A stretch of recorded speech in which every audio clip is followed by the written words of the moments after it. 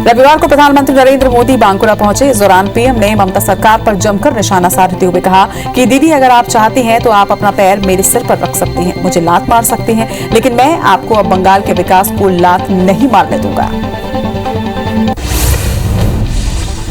गृह मंत्री अमित शाह की मौजूदगी में पश्चिम बंगाल में विधानसभा चुनावों के मद्देनजर बीजेपी ने अपना घोषणा पत्र जारी किया। इसके तहत राज्य की सरकारी नौकरी में महिलाओं को 33% आरक्षण का वादा किया है। पहली कैबिनेट की बैठक में सीएए को लागू करने की बात कही गई।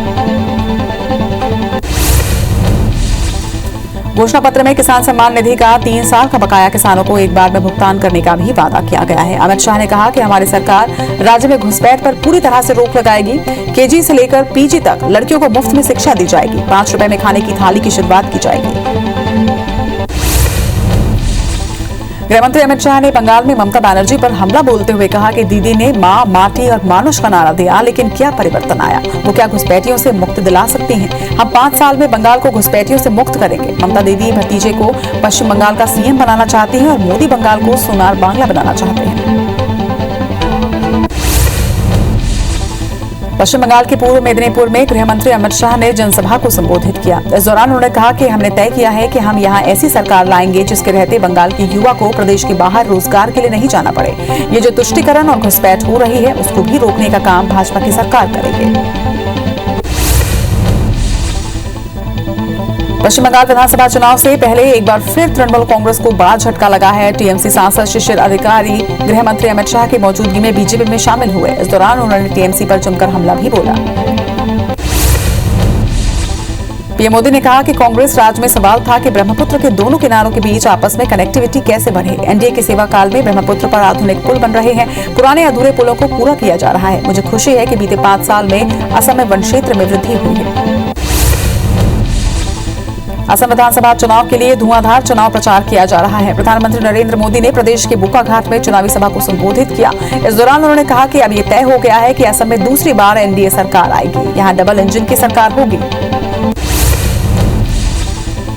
असम के जोरहाट में कांग्रेस महासचिव प्रियंका गांधी वाड्रा ने सभा को संबोधित करते हुए बीजेपी पर जमकर निशाना साधा। उन्होंने कहा कि पिछले चुनाव में बीजेपी ने आपसे बहुत से वादे किए थे, लेकिन एक भी वादा पूरा नहीं किया गया। उत्तराखंड के सीएम तीरथ सिंह रावत ने फिर विवादित बयान दिया है। उन्होंने कहा कि लोगों में सरकार द्वारा बांटे गए चावल को लेकर जलन है कि 2 सदस्य वालों को 10 किलो, 20 सदस्य वालों को 1 क्विंटल अनाज क्यों दिया जा रहा है। उन्होंने कहा कि भैया, इसमें दोष किसका है? उसने 20 पैदा किए तो उसको 1 क्विंटल मिल रहा है। जब समय था तो आपने 2 ही पैदा किए, 20 क्यों नहीं? फिर इसमें किस बात का चलन?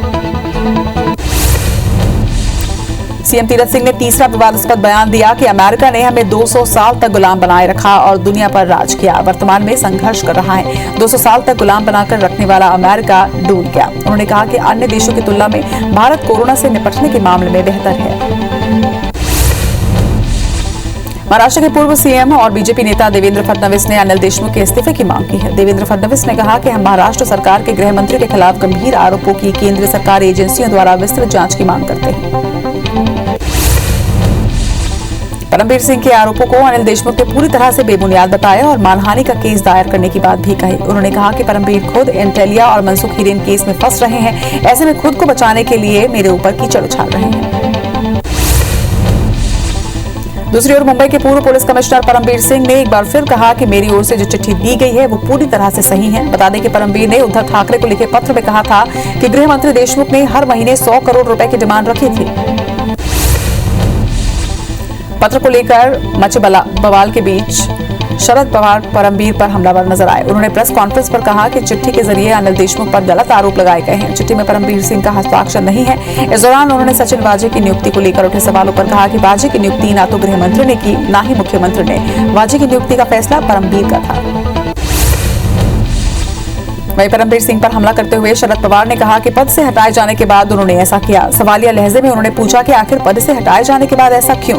शरद पवार ने कहा कि चिट्ठी में आरोप है लेकिन सबूत नहीं। कांग्रेस ने भाजपा पर महाराष्ट्र सरकार को अस्थिर करने का आरोप लगाया है। प्रवक्ता सचिन सावंत ने कहा कि गृह मंत्री अनिल देशमुख के खिलाफ भ्रष्टाचार के आरोप लगाने वाले मुंबई पुलिस के पूर्व प्रमुख परमबीर सिंह केंद्रीय एजेंसियों के दबाव में हो सकते हैं।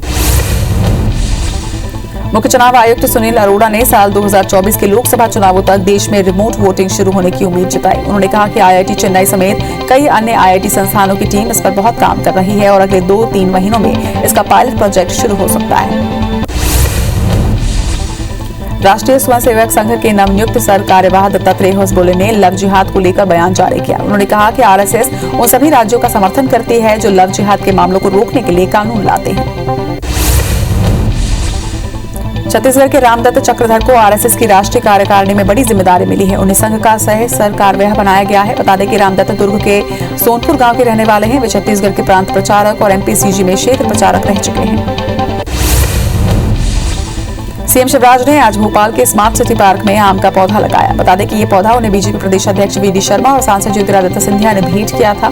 सीएम ने नर्मदा जयंती के मौके पर रोजाना एक पौधा लगाने का संकल्प लिया था, जिसको आज 1 महीना पूरा हो गया है। छत्तीसगढ़ सरकार ने राज्य के कर्मचारियों को बड़ी सौगात दी है। मुख्यमंत्री भूपेश बघेल ने कर्मचारियों को 7वें वेतनमान एरियर की तीसरी किश्त का भुगतान देने की घोषणा की। इसके लिए 360 करोड़ रुपए की अनुमानित राशि 1,81,000 कर्मचारियों को मिलेगी। इससे पहले राज्य सरकार ने दूसरी और तीसरी किश्त में कुल 700 करोड़ रुपए की राशि कर्मचारियों को 7वें वेतनमान के एरियर के रूप में दी है। कोरोना के कारण आर्थिक गतिविधियों के प्रभावित होने से एरियर की तीसरी किश्त का भुगतान पिछले वर्ष नहीं किया गया था।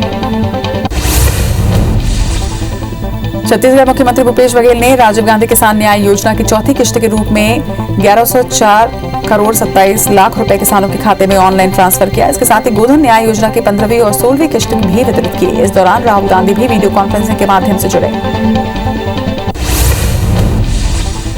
पाटन के बहुचर्चित कुरमुड़ा हत्याकांड के खुलासे के बाद अब बठेना में एक ही परिवार के 5 सदस्यों की मौत के मामले में भी भाजपा राज्य सरकार पर लगातार हमला बोल रही है। भाजपा अनुसूचित जाति प्रकोष्ठ ने सतनामी समाज के 5 सदस्यों की मौत के मामले में जांच कर हत्याकांड का खुलासा करने की मांग रखी।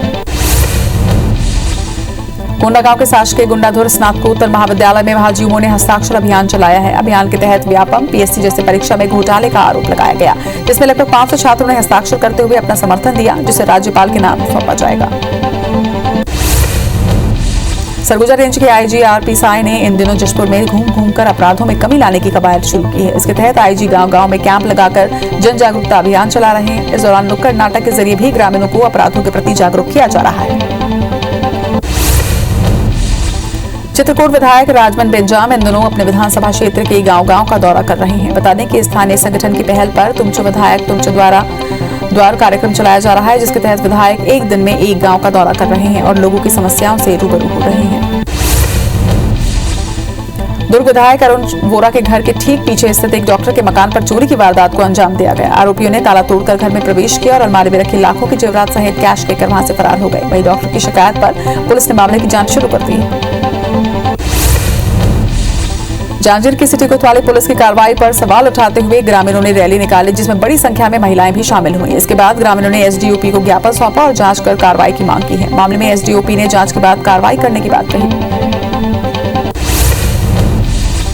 एससीसीएल गेवरा प्रबंधन ने बिना किसी सूचना के रात को खदान से पानी निकासी कर दिया, जिसका भिलाई बाजार बस्ती के लोग विरोध कर रहे हैं। इसके साथ ही इससे लेकर नाराज ग्रामीणों ने बहते पानी में बैठकर जल सत्याग्रह शुरू कर दिया है, जिन्होंने तहसीलदार के आश्वासन के बाद अपना आंदोलन खत्म किया।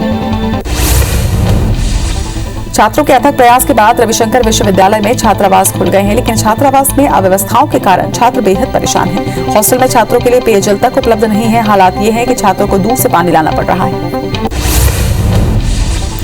बालोद की तोंदुला नदी एक बार फिर से जलकुंभियों की चपेट में है। बता दें कि जिले के 12 से ज्यादा गांव के लोग इसी नदी पर निर्भर रहते हैं। वहीं नदी की सफाई नहीं होने से लोगों में नाराजगी भी देखी जा रही है। कुछ साल पहले ही लोगों ने मिलकर इस नदी की सफाई की थी, जो कि फिर से पहले जैसे होने लगी है। इंदौर के न्याय नगर जमीन घोटाले के मास्टरमाइंड बब्बू उर्फ सुल्तान ने खजराना पुलिस के सामने सरेंडर कर दिया है। बता दें कि आरोपी के ऊपर 10,000 का इनाम घोषित किया गया था। पुलिस के मुताबिक 10 मार्च को बब्बू, उसके पार्टनर छब्बू सहित 9 लोगों के खिलाफ धोखाधड़ी का केस दर्ज हुआ था।